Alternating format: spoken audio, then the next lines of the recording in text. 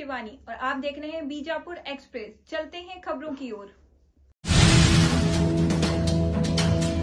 ಪತ್ರಿಕಾಗೋಷ್ಠಿಗೆ ಆಗಮಿಸಿರುವ ನಮ್ಮ ರಾಜ್ಯದ ಒಬಿಸಿ ಮೋರ್ಚಾ ಉಪಾಧ್ಯಕ್ಷರಾದ ಶ್ರೀ ವಿವೇಕಾನಂದ ರೆಡ್ಡಿ ಅವರಿಗೂ ಸ್ವಾಗತ ಕೋರ್ತೇನೆ. ಅದೇ ರೀತಿ ನಮ್ಮ ಇನ್ನೊಬ್ಬರು ಮುಖಂಡರಾದ ಅನಿಲ್ ಜಮಾದಾರ್ ಇಲ್ಲಿ ಅವ್ರಿಗೂ ಸ್ವಾಗತ ಕೋರ್ತೇನೆ. ಅದೇ ರೀತಿ ನಮ್ಮ ಎಸ್ ಟಿ ಮೋರ್ಚಾ ಜಿಲ್ಲಾಧ್ಯಕ್ಷರಾದ ರವಿ ವಗ್ಗಿ ಅವರಿಗೂ ಸ್ವಾಗತ ಕೋರ್ತೇನೆ.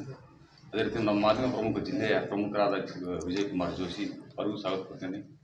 ಹಾಗೂ ಈ ಬಂದಂಥ ಪತ್ರಿಕಾ ಮತ್ತು ಪ್ರಿಂಟ್ ಮೀಡಿಯಾ ಅವರಿಗೆ ಸ್ವಾಗತ ಕೋರ್ತಾ ಈ ಪತ್ರಿಕಾಗೋಷ್ಠಿ ಅನ್ನು ನಮ್ಮ ರಾಜ್ಯದ ಒಬಿಸಿ ಮೋರ್ಚಾ ಉಪಾಧ್ಯಕ್ಷರಾದ ಶ್ರೀ ವಿವೇಕಾನಂದ ರೆಡ್ಡಿ ಅವರು ನಡೆಸಬೇಕಂತ ವಿನಂತಿ.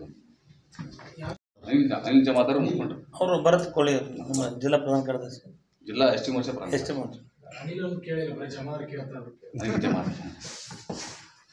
ಈಗ ನಮ್ಮ ರಾಜ್ಯ ಒಬಿಸಿ ಮೋರ್ಚಾ ಉಪಾಧ್ಯಕ್ಷರಾದ ವಿವೇಕಾನಂದ ರೆಡ್ಡಿ ಪತ್ರಿಕಾಗೋಷ್ಠಿ ನಡೆಸಬೇಕಂತ.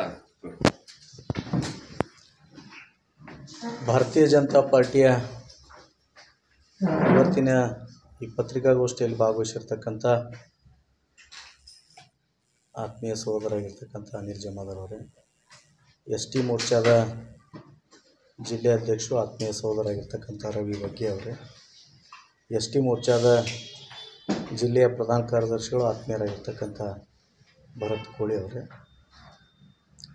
ಜಿಲ್ಲೆಯ ಮಾಧ್ಯಮ ಪ್ರಮುಖರಾಗಿರ್ತಕ್ಕಂಥ ವಿಜಯ್ ಜೋಶಿ ಅವರೇ, ಈ ಒಂದು ಪತ್ರಿಕಾಗೋಷ್ಠಿಗೆ ಆಗಮಿಸಿರ್ತಕ್ಕಂಥ ಎಲ್ಲ ಪತ್ರಿಕಾ ಮಾಧ್ಯಮದ ಮಿತ್ರರನ್ನು ಸ್ವಾಗತಿಸುತ್ತಾ, ಕಳೆದ 12 ವರ್ಷಗಳ ಕಾಲ ಕೇಂದ್ರದಲ್ಲಿರ್ತಕ್ಕಂಥ ಸರ್ಕಾರ, ನರೇಂದ್ರ ಮೋದಿ ಅವರ ಸರ್ಕಾರ ಒಳ್ಳೆಯ ರೀತಿಯಾಗಿ ಕಾರ್ಯನಿರ್ವಹಣೆ ಮಾಡ್ತಕ್ಕಂಥ ಹೊಸ್ತಿಲದಲ್ಲಿ ಈ ದೇಶದಲ್ಲಿರ್ತಕ್ಕಂಥ ಜನ ಆಗಿರ್ಬೋದು, ದೇಶದ ಹೊರಗಡೆ ಇರ್ತಕ್ಕಂಥ ಪ್ರತಿಯೊಂದು ದೇಶದ ಜನರು ಸಹಿತ ಸನ್ಮಾನ್ಯ ನರೇಂದ್ರ ಮೋದಿಯವ್ರನ್ನ ಪ್ರೀತಿ ಮತ್ತು ವಿಶ್ವಾಸದಿಂದ ಗೌರವ ಕೊಟ್ಟು ಕಾಣುವ ಸಂದರ್ಭದಲ್ಲಿ ನರೇಂದ್ರ ಮೋದಿಯವರ ತಾಯಿಯವರು ಯಾವುದೇ ರಾಜಕೀಯ ಸಂಬಂಧ ಇರ್ತಕ್ಕಂಥ ಸಮಯದಲ್ಲಿ ಸಹಿತ ಬಿಹಾರದಲ್ಲಿ ನಡೀತಕ್ಕಂಥ ಕಾಂಗ್ರೆಸ್ಸಿನ ಒಕ್ಕೂಟದ ಪ್ರಮುಖರು, ಭಾರತೀಯ ಜನತಾ ಪಾರ್ಟಿಯ ಅಪ್ರತಿಮ ನೇತಾರರು ಹಾಗೂ ಈ ದೇಶದ ಪ್ರಧಾನಮಂತ್ರಿಗಳ ತಾಯಿಯವರ ಬಗ್ಗೆ ಅವಹೇಳನವಾಗಿ ಮಾತಾಡಿದ್ದಕ್ಕೆ ನಾನು ಭಾರತೀಯ ಜನತಾ ಪಾರ್ಟಿ ವತಿಯಿಂದ ಹಿಂದುಳಿದ ಮೋರ್ಚಾ ಇರ್ಬೋದು, SC ST ಮೋರ್ಚಾ ಇರ್ಬೋದು, ಎಲ್ಲರೂ ಸೇರಿ ಖಂಡನೆಯನ್ನು ಮಾಡ್ತೀವಿ.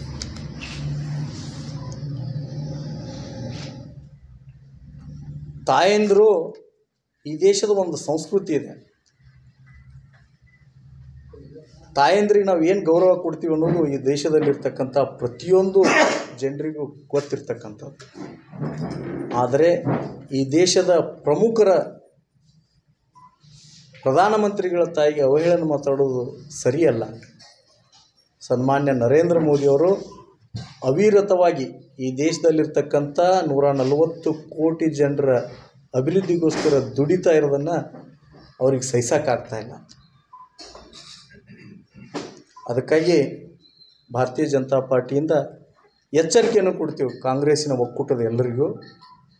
ನೀವು ಈ ರೀತಿಯಾಗಿ ಹೇಳಿಕೆಗಳನ್ನು ಕೊಡೋದಾಗಲಿ, ಸನ್ಮಾನ್ಯ ಪ್ರಧಾನಮಂತ್ರಿಯವರ ಕುಟುಂಬದ ಬಗ್ಗೆ ಅವಹೇಳನಕಾರಿ ಮಾತಾಡೋದಾದರೆ ನೀವು ದೇಶದಲ್ಲಿ ರಸ್ತೆ ಇಳಿಯೋದು ಸಹಿತ ನಿರ್ಬಂಧನ ಮಾಡೋ ತಾಕತ್ತು ಭಾರತೀಯ ಜನತಾ ಪಾರ್ಟಿ ಕಾರ್ಯಕರ್ತರಲ್ಲಿದೆ. ನೀವು ಬರೀ ಇನ್ನೊಬ್ಬರಿಗೆ ಕಡೆ ಬಟ್ ಮಾಡೋದ್ರ ಮುಖಾಂತರ ರಾಜಕಾರಣ ಮಾಡಿ ಬಂದಿದ್ದೀರಿ. ಇಲ್ಲಿವರೆಗೂ ಸಮುದಾಯಗಳ ಮಧ್ಯದಲ್ಲಿ ವಿಷ ಬೀಜವನ್ನು ಬಿತ್ತಿ ರಾಜಕಾರಣ ಮಾಡಿರ್ತಕ್ಕಂಥ. ಆದರೆ ಭಾರತೀಯ ಜನತಾ ಪಾರ್ಟಿಯ ನೇತಾರರು ಅಭಿವೃದ್ಧಿಯನ್ನು ಮುಂದಿಟ್ಟುಕೊಂಡು ರಾಜಕಾರಣ ಮಾಡಿರ್ತಕ್ಕಂಥವ್ರು. ಕರ್ನಾಟಕದಲ್ಲಿ ಏನು ಮಾಡ್ತಾ ಇದ್ದೀರಿ? ನಿಮ್ಮದೇ ಸರ್ಕಾರ ಇದೆ. ಇವತ್ತು ಮೈಸೂರಿನಲ್ಲಿರ್ತಕ್ಕಂಥ ಓಪನ್ ಯೂನಿವರ್ಸಿಟಿ, ಆ ಓಪನ್ ಯೂನಿವರ್ಸಿಟಿಯಲ್ಲಿ ಒಂದು ಸಮುದಾಯಕ್ಕೆ ಫ್ರೀ ಮಾಡಿದ್ದೀರಿ. ನೀವೇನು ಓಲೈಕೆ ಮಾಡ್ತಾ ಇದ್ದೀರಲ್ಲ ಆ ಸಮುದಾಯಕ್ಕೆ ಫ್ರೀ ಮಾಡಿದ್ದೀರಿ. ಯಾಕೆ? ಈ ರಾಜ್ಯದಲ್ಲಿರ್ತಕ್ಕಂಥ SC ST ಜನ, ಹಿಂದುಳಿದ ವರ್ಗದ ಜನ ಪದವಿಗಳನ್ನು ಮಾಡಬಾರ್ದ? ಇವ್ರ ಬಗ್ಗೆ ನಿಮ್ಮ ಹತ್ರ ಕಾಳಜಿನೇ ಇಲ್ವಾ? ಯಾರೋ ಡಿಗ್ರಿ ಮುಗಿಸಿದ ನಂತರ ಹೈಯರ್ ಎಜುಕೇಷನ್ ಮಾಡುವಾಗ ಅವ್ರೇನಾದರೂ ನೌಕರಿಗೆ ಹೋಗಿದ್ರು, ಅವರು ಮುಂಬಡ್ತಿಗಾಗಿ ಕಾರ್ಯನಿರ್ವಹಣೆ ಮಾಡಲು SC ST ಜನ ಇರ್ಬೋದು, ಹಿಂದುಳಿದವ್ರ ಜನ ಇರ್ಬೋದು, ಇವರು ಓಪನ್ ಯೂನಿವರ್ಸಿಟಿಯಲ್ಲಿ ಫ್ರೀಯಾಗಿ ಪದವಿ ಮುಗಿಸೋಕೆ ನಿಮಗೇನು ಇಂಟ್ರೆಸ್ಟ್ ಇಲ್ವಾ? ಅವ್ರ ಬಗ್ಗೆ ಕಾಳಜಿ ಇಲ್ವಾ? ಈ ರಾಜ್ಯದ ಮುಖ್ಯಮಂತ್ರಿಗಳನ್ನ, ಉಪಮುಖ್ಯಮಂತ್ರಿಗಳನ್ನ, ಸಂಪುಟದ ಎಲ್ಲ ಸಚಿವರನ್ನು ಪ್ರಶ್ನೆ ಮಾಡಬೇಕಾಗ್ತದೆ. ಇವತ್ತು ಅಲ್ಲಿರ್ತಕ್ಕಂಥ ಕಾಂಗ್ರೆಸ್ನಲ್ಲಿರ್ತಕ್ಕಂಥ SC ST ಮಂತ್ರಿಗಳು, ಹಿಂದುಳಿದ ವರ್ಗದಲ್ಲಿರ್ತಕ್ಕಂಥ ಮಂತ್ರಿಗಳು, ಅಲ್ಲಿಯ ಕಾರ್ಯಕರ್ತರಿಗೆ ಪ್ರಶ್ನೆ ಮಾಡಬೇಕಾಗಿದೆ. ಇವತ್ತು ನಿಮಗೆ ನಿಮ್ಮ ಸಮುದಾಯಗಳ ಬಗ್ಗೆ ಕಾಳಜಿನೇ ಇಲ್ವಾ? ಅದರ ಬಗ್ಗೆ ಯಾಕೆ ಮಾತಾಡ್ತಾ ಇಲ್ಲ ನೀವು? ಇಲ್ಲಿವರೆಗೂ ಸಹಿತ ಹಿಂದುಳಿದ ವರ್ಗ SC ST ಜನರನ್ನ ಶೈಕ್ಷಣಿಕವಾಗಿ ದೂರ ಇಟ್ಟವರೇ ಕಾಂಗ್ರೆಸ್ಸಿಗರು. ಕರ್ನಾಟಕದಲ್ಲಿ ಎಕ್ಸ್ಪೆಷಲಿ ವಿಜಯಪುರ ಜಿಲ್ಲೆಯಲ್ಲಿ 94-95ರಲ್ಲಿ ಒಂದು ಸರ್ಕಾರಿ ಪದವಿ ಪೂರ್ವ ಕಾಲೇಜ್ ಆದರೆ ವಿಜಯಪುರ ನಗರದಲ್ಲಿ ಮಾಡದಲ್ಲೇ ಅದರ ಗೊಳಸಂಗಿಯಲ್ಲಿ ಮಾಡಿರ್ತಕ್ಕಂಥದ್ದು. ಎಲ್ಲರೂ ಗಮನಿಸ್ಬೇಕಿದ್ದನ್ನು ನಾವು, ಹಿಂದುಳಿದ ವರ್ಗದ ಜನ, SC ST ಜನ. ಯಾಕೆ ವಿಜಯಪುರದಲ್ಲಿ ಯಾವಾಗ ಮಾಡಲಿಲ್ಲ? ಈ ಹಿಂದುಳಿದ ವರ್ಗದ ಜನ ಶೈಕ್ಷಣಿಕವಾಗಿ ಮೇಲ್ ಬರ್ಬೇಕಂತ ನಿಮ್ಗೆ ಇಚ್ಛಾಶಕ್ತಿ ಇಲ್ದಿಲ್ವಾ?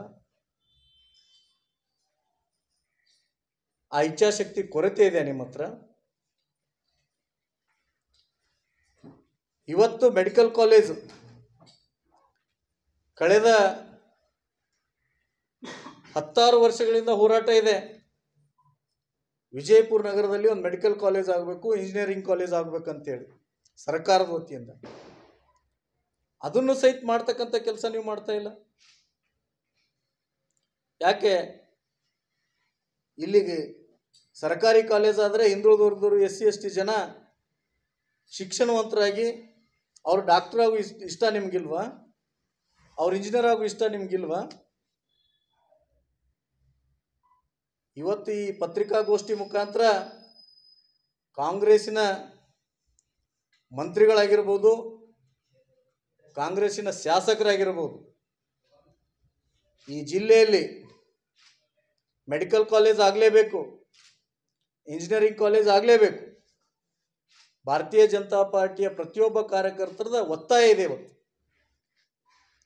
ಆಮೇಲೆ 120ಕ್ಕಿಂತ ಹೆಚ್ಚು ಪದವಿ ಕಾಲೇಜುಗಳು ವಿಜಯಪುರ ಜಿಲ್ಲೆಯಲ್ಲಿದೆ. 90 ಪದವಿ ಪೂರ್ವ ಕಾಲೇಜುಗಳು ಬಾಗಲಕೋಟೆ ಜಿಲ್ಲೆಯಲ್ಲಿದೆ. ರಾಣಿ ಚೆನ್ನಮ್ಮ ವಿಶ್ವವಿದ್ಯಾಲಯದಿಂದ ಪ್ರತ್ಯೇಕವಾಗಿ ನೀವು ಬಾಗಲಕೋಟೆಗೆ ಯೂನಿವರ್ಸಿಟಿಯನ್ನು ಕೊಡ್ತೀರಿ, ವಿಜಯಪುರಕ್ಕೆ ಇಲ್ಲ. ಯಾಕೆ? ಇದ್ರ ಗುಟ್ಟೇನು? ಯಾಕೆ ಮಾಡ್ತಾ ಇಲ್ಲ? ಸರ್ಕಾರಿ ಕಾಲೇಜ್ಗಳಾದರೆ ನಿಮಗೇನಾದರೂ ಹೊರತು ಬೀಳುತ್ತಾ? ಹಿಂದುಳಿದ ವರ್ಗದವರು SC ST ಜನ ಶೈಕ್ಷಣಿಕರಾದರೆ ನಿಮಗೆ ನಷ್ಟ ಆಗ್ತಾ ಇದೆಯಾ? ಈ ಪ್ರಶ್ನೆಯನ್ನು ಕೇಳಬೇಕಾಗಿದೆ. ಅದಕ್ಕಾಗಿ 120 ಕಾಲೇಜುಗಳು ಹೊಂದಿರತಕ್ಕಂಥ ವಿಜಯಪುರ ಜಿಲ್ಲೆಗೆ ಪ್ರತ್ಯೇಕ ವಿಶ್ವವಿದ್ಯಾಲಯವನ್ನು ನೇಮಕ ಮಾಡಬೇಕು. ಇಲ್ಲಿರ್ತಕ್ಕಂಥ ಹಿಂದುಳಿದ SC ST ಜನರು ಅದರ ಸದುಪಯೋಗವನ್ನು ತೆಗೆದುಕೊಳ್ಳಲು ನೀವೆಲ್ಲರೂ ಕೈ ಜೋಡಿಸಿ ಆ ಕೆಲಸವನ್ನು ಮಾಡ್ಬೇಕಂತೇಳಿ ತಮ್ಮಲ್ಲಿ ವಿನಂತಿಯನ್ನು ಮಾಡ್ಕೊತೀನಿ.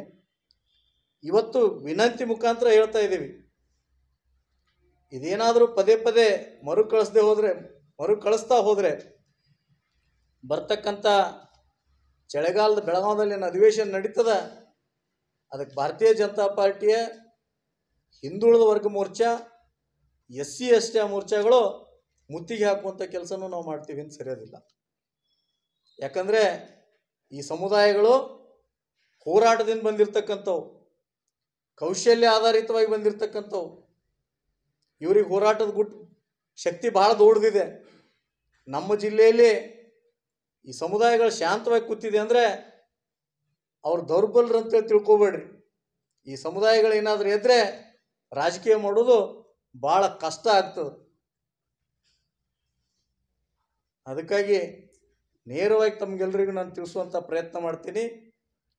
ಎಲ್ಲರ ಅನುಕೂಲ ಆಗೋ ರೀತಿಯಲ್ಲಿ ಹಿಂದುಳಿದ ವರ್ಗದವ್ರ ಜೊತೆಗೇ ಆರ್ಥಿಕವಾಗಿ ಹಿಂದುಳಿತಕ್ಕಂಥ ಎಲ್ಲ ಸಮುದಾಯದ ಜನರಿಗೂ ನೀವು ಈ ಶಿಕ್ಷಣ ಕೊಟ್ಟರೆ ಅನುಕೂಲ ಆಗುವಂಥ ಕೆಲಸ ನಮ್ಮ ಜಿಲ್ಲೆಯಲ್ಲಿ ಆಗ್ತದೆ. ಅದರ ಜೊತೆಗೇ ಸನ್ಮಾನ್ಯ ನರೇಂದ್ರ ಮೋದಿಯವರು ಕೇಂದ್ರದಿಂದ ಕೊಟ್ಟಿರ್ತಕ್ಕಂಥ ವಿಶ್ವಕರ್ಮ ಯೋಜನೆಯನ್ನು ಜಿಲ್ಲಾ ಆಡಳಿತಕ್ಕೇನು ಇಚ್ಛಾಶಕ್ತಿ ಇಲ್ವೋ, ಜಿಲ್ಲೆಯಲ್ಲಿರ್ತಕ್ಕಂಥ ಕಾಂಗ್ರೆಸ್ಸಿನ ನಾಯಕರಿಗೆ ಅದನ್ನೇನಾದರೂ ಮಾಡಿದರೆ ನರೇಂದ್ರ ಮೋದಿಯವರು ಹಾಗೂ ಭಾರತೀಯ ಜನತಾ ಪಾರ್ಟಿದು ಭಾಳ ಅವ್ರ ಹೆಸರು ಆಗ್ತದೆ ಅನ್ನುವಂಥ ಅಂಜಿಕೆ ಏನಾದರೂ ಇದೆಯೋ?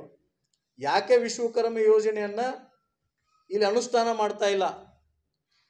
ಈ ಜಿಲ್ಲೆಯಲ್ಲಿರ್ತಕ್ಕಂಥ ಕೌಶಲ್ಯ ಆಧಾರಿತವಾಗಿರ್ತಕ್ಕಂಥವ್ರು, ಅವರು ವಿಶ್ವಕರ್ಮ ಸಮುದಾಯ ಇರ್ಬೋದು, ಕುಂಬಾರ ಇರ್ಬೋದು, ಕಂಬಾರ ಇರ್ಬೋದು, ಅಂಬಿಗರ ಇರ್ಬೋದು, ನೇಕಾರ ಇರ್ಬೋದು, ಎಲ್ಲ ಸಮುದಾಯಗಳಿಗೆ ಅನುಕೂಲ ಆಗೋ ರೀತಿಯಲ್ಲಿ ಒಂದು ಯೋಜನೆಯನ್ನು ಕೊಟ್ಟರೆ ಕಳೆದ 2 ವರ್ಷಗಳಿಂದ ಮೀನಾಮಹೇಶ್ ತೋರಿಸ್ತಕ್ಕಂಥ ಕೆಲಸ ಜಿಲ್ಲಾ ಆಡಳಿತ ಮಾಡ್ತಾ ಇದೆ. ನಮ್ಮ ಒತ್ತಾಯ ಇದೆ ಜಿಲ್ಲಾ ಆಡಳಿತಕ್ಕೆ, ತಾವೆಲ್ಲರೂ ಶೈಕ್ಷಣಿಕವಾಗಿರ್ಬೋದು, ಕೌಶಲ್ಯ ಆಧಾರಿತವಾಗಿರ್ತಕ್ಕಂಥ SC ST ಸಮುದಾಯಗಳಿಗೆ ಏನು ಕೇಂದ್ರ ಸರ್ಕಾರ ಕೊಟ್ಟಿದ್ದ ಯೋಜನೆ ಇದೆಯೋ ಅದನ್ನು ಸರಿಯಾದ ರೀತಿಯಲ್ಲಿ ಅನುಷ್ಠಾನ ತರುವಂಥ ಕೆಲಸ ಮಾಡ್ಬೇಕಂತೇಳಿ ನಾನು ಒತ್ತಾಯ ಮಾಡ್ತೀನಿ. MLA ಅವರೇ ನಿಮ್ಮ ಪಕ್ಷದಲ್ಲಿ ಇದ್ದವರೇ ಸದನದಲ್ಲೇ ಕೇಳ್ತಾರೆ, ಖಾಸಗಿ ಕಾಲೇಜಿಗೆ ಬಂಡವಾಳ ಕೊಡ್ತೀನಿ ಅಂತಾರೆ, ಮತ್ತು ಸಚಿವರು ಅದಕ್ಕೆ ಸಪೋರ್ಟ್ ನಮ್ಮ ನಿಲುವು ಒಂದೇ ಇದೆ, ಸರ್ಕಾರಿ ಕಾಲೇಜ್ ಆಗಬೇಕು. ಅಲ್ಲ, ಶಾಸಕರ ಹೇಳಿಕೆಗೆ ನೀವೇನಂತೀರಿ? ಅದೇನೆ, ನಮ್ಮ ಸರ್ಕಾರಿ ಕಾಲೇಜ್ ಆಗಬೇಕು. ಅವ್ರು ಮತ್ತೆ ನಿನ್ನೆ ಪ್ರಶ್ನೆ ಮಾಡ್ತಾರೆ, ಸರ್ಕಾರಿ ಕಾಲೇಜ್ ಆದ್ರೆ ಏನು ಫ್ರೀ ಕೊಡಲ್ಲ ಮೆಡಿಕಲ್ ಯಾರಿಗೂ? ನಮ್ದು ಆಗ್ಬೇಕು ಸರ್, ಸರ್ಕಾರಿ ಕಾಲೇಜ್ ಆಗಬೇಕು. ಈ ತರ ವಿಶ್ಲೇಷಣೆ ಮಾಡ್ತಾರೆ ಜನರನ್ನ ದಿಕ್ತಪ್ಪಿಸ್ಲಿಕ್ಕೆ. ಅವರ ವೈಯಕ್ತಿಕ ವಿಚಾರ ಅದು. ಆ ವೈಯಕ್ತಿಕ ವಿಚಾರಕ್ಕೆ ನಾವು ವಿರೋಧಿಸ್ಲಿಕ್ಕೆ ಯಾಕೆ ಬಿಜೆಪಿ ಹಿಂದೇಟ್ ಆಗ್ತಾ ಇದೆ ಅಂತ ಈಗ ಹೇಳ್ತಾ ಇದ್ದೀವಲ್ಲ ಸರ್. ಇದು ವಿರೋಧಿಸಿದಂತಲ್ಲ, ಅಭಿವೃದ್ಧಿ ಏನ್ ಬೇಕು ಅನ್ನೋದನ್ನ ಹೇಳೋದು ನಮ್ಮ ಕೆಲಸ. ಅಲ್ಲ, ಈಗ ಡೈರೆಕ್ಟ್ ಹಿಟ್ ಮಾಡ್ತಾ ಇಲ್ಲ ನೀವು ಈ ಬಿಜೆಪಿಯಲ್ಲಿ ಬಹುತೇಕರು ಏನ್ ಮಾಡ್ತಾರೆ, ಯಾರಿಗೂ ವೈಯಕ್ತಿಕವಾಗಿ ಡೈರೆಕ್ಟ್ ಅಂತಲ್ಲ, ಅವರು ನೋಡಿ ಕೇಳ್ತಾನೆ ಇದಾರೆ. ನೀವು ಯಾರು ನಮ್ಮ ಜಿಲ್ಲೆಗೆ ಏನ್ ಬೇಕಾಗಿದೆಯೋ ಅದನ್ನ ಹೇಳೋ ಕೆಲಸ ನಾವು ಮಾಡ್ತಾ ಇದ್ದೀವಿ. ನೀವು ಹೇಳ್ತಾ ಇರೋದು ಖಂಡಿತ ಸ್ವಾಗತ ಇದೆ. ಆದ್ರೆ ನೀವು ಆ ವ್ಯಕ್ತಿನ ಯಾರು ಕೇಳ್ತಿದಾರೆ ಅವರು ಸದನದಲ್ಲಿ, ನಾನೊಂದು ಭಾರತೀಯ ಜನತಾ ಪಾರ್ಟಿಯ ಕಾರ್ಯಕರ್ತನಾಗಿ ರಾಜ್ಯದ ಜವಾಬ್ದಾರಿ ಹೊತ್ತಿರ್ತಕ್ಕಂಥ ವ್ಯಕ್ತಿಯಾಗಿ ನನ್ನ ಪಕ್ಷದ ವಿಚಾರವನ್ನು ತಿಳಿಸುವಂಥ ಕೆಲಸ ನಾನು ಮಾಡಿದ್ದೀನಿ. ನಮಗೇನಿದೆ, ಇಲ್ಲಿ ಮೆಡಿಕಲ್ ಕಾಲೇಜ್ ಬೇಕು. ಯಾರು ವಿರೋಧ ಮಾಡ್ತಾರೋ ಬಿಡ್ತಾರೋ ಅನ್ನೋದು ಅವ್ರ ವೈಯಕ್ತಿಕ ವಿಚಾರ. ಅದನ್ನು ವೈಯಕ್ತಿಕವಾಗಿ ನಾನು ಮಾತಾಡೋಕ್ಕೆ ಹೋಗಲ್ಲ. ನನ್ನ ಪಾರ್ಟಿಯ ವಿಚಾರ ಇದೆ, ನನಗೆ ಇಲ್ಲಿ ಮೆಡಿಕಲ್ ಕಾಲೇಜ್ ಆಗಬೇಕು, ಸರ್ಕಾರದಿಂದ ಆಗಬೇಕು. ಈಗ ಹಿಂದೆ ಕಾಂಗ್ರೆಸ್ ಸರ್ಕಾರ ಇದ್ದಾಗ ವೈದ್ಯಕೀಯ ಕಾಲೇಜ್ ಮಂಜೂರಾಗಿರೋದು, ಈ PPP ತಂದಿರೋದೇ ಬಿಜೆಪಿ ಗವರ್ನಮೆಂಟ್. ಇಲ್ಲ ಇದನ್ನ ಮೂಲ ಯೋಜನೆ ಒಳಗೆ ಇರಲಿಲ್ಲ.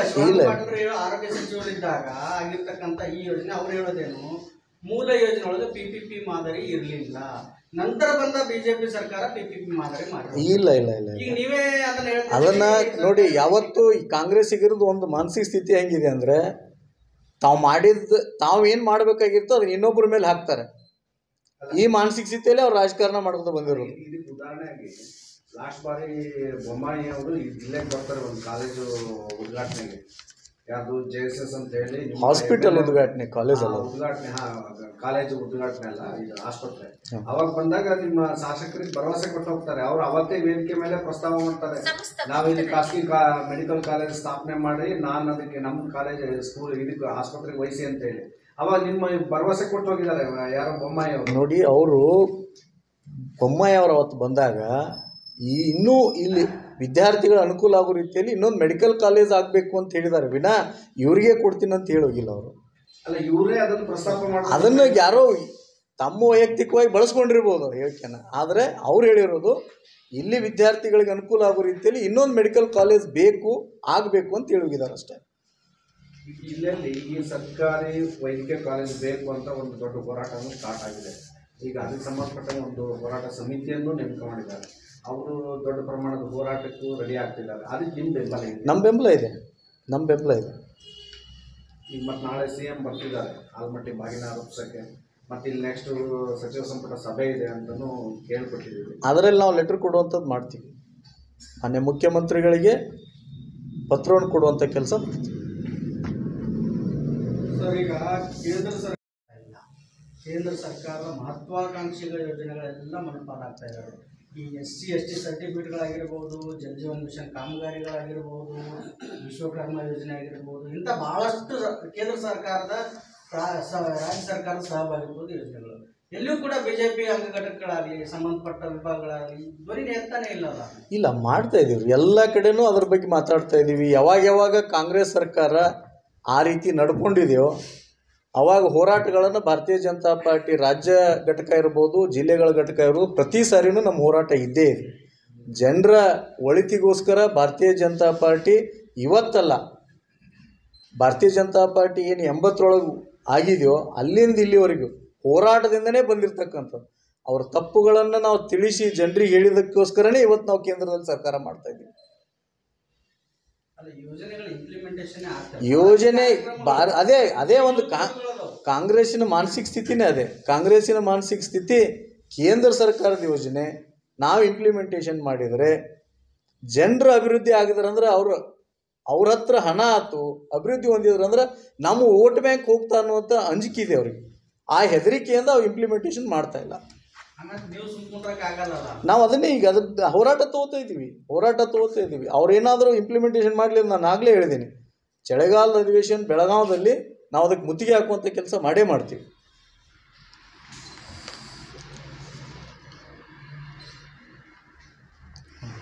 ಕಾಲೇಜ್ 90ಕ್ಕಿಂತ ಒಂದು 2-3 ಹೆಚ್ಚು ಕಡಿಮೆ ಇರ್ಬೋದು ಸರ್. 90 120ಕ್ಕಿಂತಲೂ ಹೆಚ್ಚಿದೆ ನಮ್ಮ ಜಿಲ್ಲೆ. ಡಿಗ್ರಿ ಕಾಲೇಜ್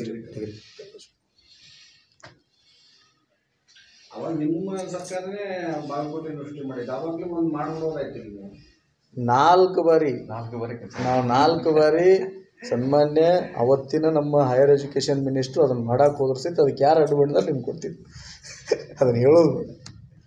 ಈಗ ಅದ್ರ ಜೊತೆಗೆ ಇಲ್ಲಿ ಮಹಿಳಾ ಯೂನಿವರ್ಸಿಟಿಯನ್ನು ಒಂದು ಏನೋ ಕಾಮನ್ ಯೂನಿವರ್ಸಿಟಿ ಮಾಡಬೇಕು ಅನ್ನೋ ಬೇಡಿಕೆ ಇತ್ತು ನಿಮ್ಮ ಸರ್ಕಾರದ. ನನಗೇನು ಅದ್ರ ಮಾಹಿತಿ ಇಲ್ಲ ಸರ್.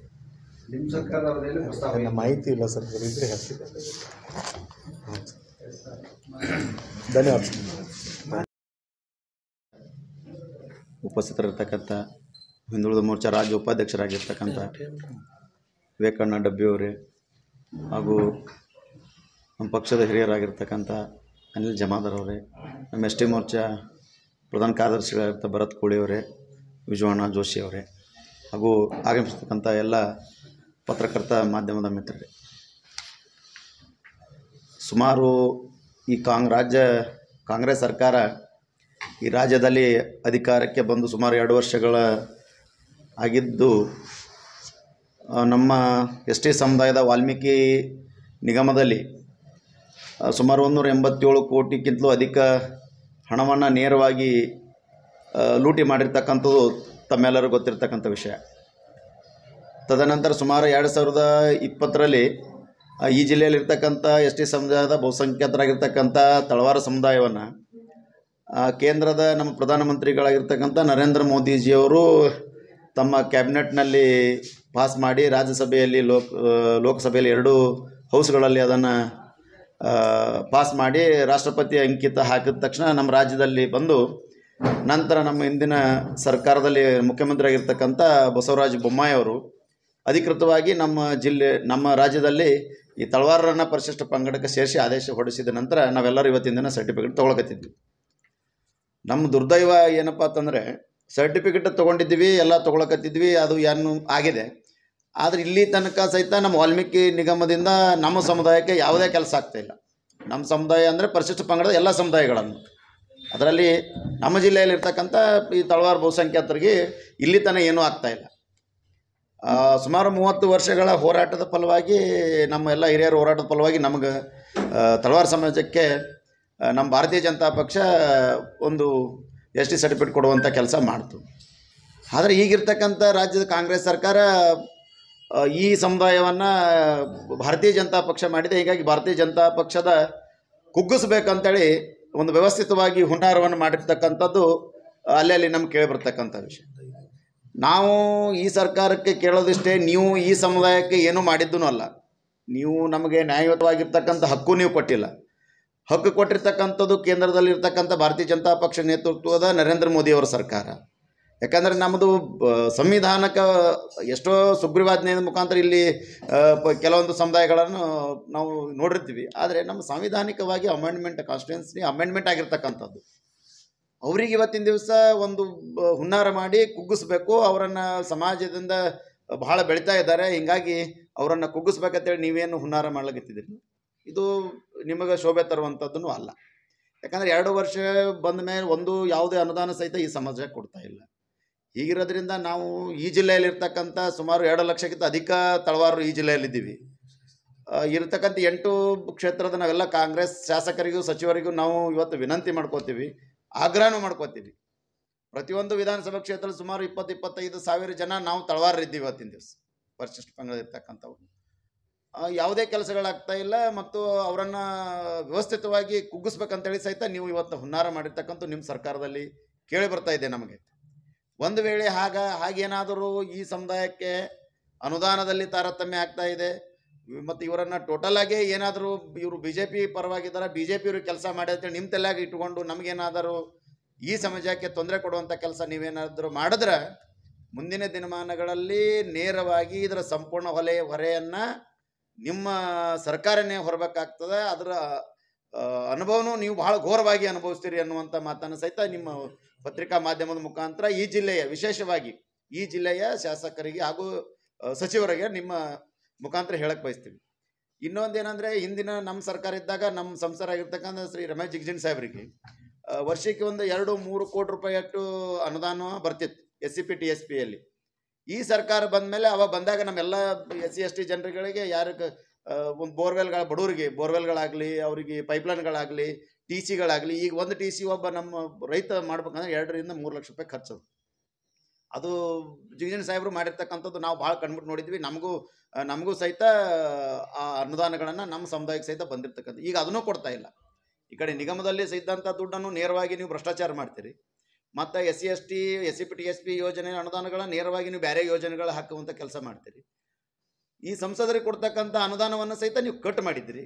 ಹೀಗಾಗಿ ತಮ್ಮಲ್ಲಿ ಆಗ್ರಹ ಪಡಿಸೋದಕ್ಕೆ ನಮ್ಮದು ವಾಲ್ಮೀಕಿ ನಿಗಮಕ್ಕೆ ಹಣ ಕೊಟ್ಟು ನಮ್ಮೆಲ್ಲ ಈ ವಿಷಯ ಏನು ನಾವು ಹೊಸದಾಗಿ ಏನು ಸೇರ್ಪಾಡಾಗಿರ್ತಕ್ಕಂಥ ಈ ತಳವಾರ ಸಮುದಾಯದ ಎಷ್ಟೋ ಮಕ್ಕಳು ಇವತ್ತಿನ ದಿನ ಫಲಾನುಭವಿಗಳಾಗಿದ್ದಾರೆ. ಅಲ್ಲಿ ಅರ್ಜಿಗಳು ಹಾಕಿದ್ದಾರೆ, ಒಂದು ಸ್ಕಾಲರ್ಶಿಪ್ಗೆ ಹಾಕಿದ್ದಾರೆ, ಗಾಡಿಗಳಿಗೆ ಹಾಕಿದ್ದಾರೆ, ಹೊಲಗಳಿಗೆ ಗಂಗಾ ಕಲ್ಯಾಣ ಯೋಜನೆ ಹಾಕಿದ್ದಾರೆ. ಒಂದೂ ಇಲ್ಲಿಂದ ಆಗ್ತಾ ಇಲ್ಲ. ಅದಕ್ಕೆ ದಯವಿಟ್ಟು ತಾವು ಅದನ್ನು ಸರಿಪಡಿಸಿ ಈ ಸಮುದಾಯಗಳನ್ನು ತಾವು ದಯವಿಟ್ಟು ಕನ್ಸಿಡರ್ ಮಾಡಿರಿ. ಯಾಕಂದ್ರೆ ಈ ಜಿಲ್ಲೆಯಲ್ಲಿ ಬಹುಸಂಖ್ಯಾತರಿದ್ದೀವಿ, ನಾವು ಹೊರಗಿಂದ ಎಲ್ಲಿ ಮಾತಾಡೋಂಗಿಲ್ಲ. ವಿಜಯಪುರ ಜಿಲ್ಲೆಯಲ್ಲಿರ್ತಕ್ಕಂಥ 2 ಲಕ್ಷಕ್ಕಿಂತ ಅಧಿಕ ನಾವು ತಳವಾರರಿದ್ದೀವಿ ಇವತ್ತಿನ ದಿವಸ. ಎಲ್ಲರೂ ನಾವು ಸರ್ಟಿಫಿಕೇಟ್ ತೊಗೊಂಡಿದ್ದೀವಿ, ಆದರೆ ಮನೆಗೆ ಇಟ್ಕೊಂಡು ಕೂತ್ಬಿಟ್ಟಿದ್ದೀವಿ. ನಮ್ಮ ಮಕ್ಕಳಿಗೆ ನಮ್ಮ ಹುಡುಗರು ಸ್ಕಾಲರ್ಶಿಪ್ ಹಾಕಿದ್ರೆ ಅವ್ರು ಸ್ಕಾಲರ್ಶಿಪ್ ಬರ್ತಾ ಇಲ್ಲ.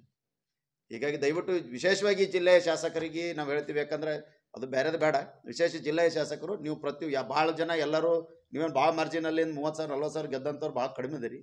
ದಯವಿಟ್ಟು ಪ್ರತಿಯೊಂದು ಕ್ಷೇತ್ರದಲ್ಲಿ ನಾವು ನಿರ್ಣಾಯಕರು ಇರೋದ್ರಿಂದ ಮುಂದಿನ ದಿನಮಾನದಾಗ ನಿಮ್ಮ ಭವಿಷ್ಯಗಳು ಉಳಿಬೇಕು ಅಪ್ಪ ಅಂತಂದ್ರೆ ದಯವಿಟ್ಟು ನಮಗೆ ಕನ್ಸಿಡರ್ ಮಾಡಿರಿ. ಇಲ್ಲಾಂದ್ರೆ ನಾವು ಬೀದಿಗಿಳಿದು ಹೋರಾಟ ಮಾಡುವಂಥ ಪರಿಸ್ಥಿತಿ ಬರ್ತದ. ಯಾಕಂದ್ರೆ ಇಡೀ ನಮ್ಮ ಸಮಾಜ ಆಲ್ರೆಡಿ ಭಾರತೀಯ ಜನತಾ ಪಕ್ಷದಾಗ ಅದ ಅನ್ನುವಂಥದ್ದು ತಮಗೆಲ್ಲರಿಗೂ ಗೊತ್ತದ.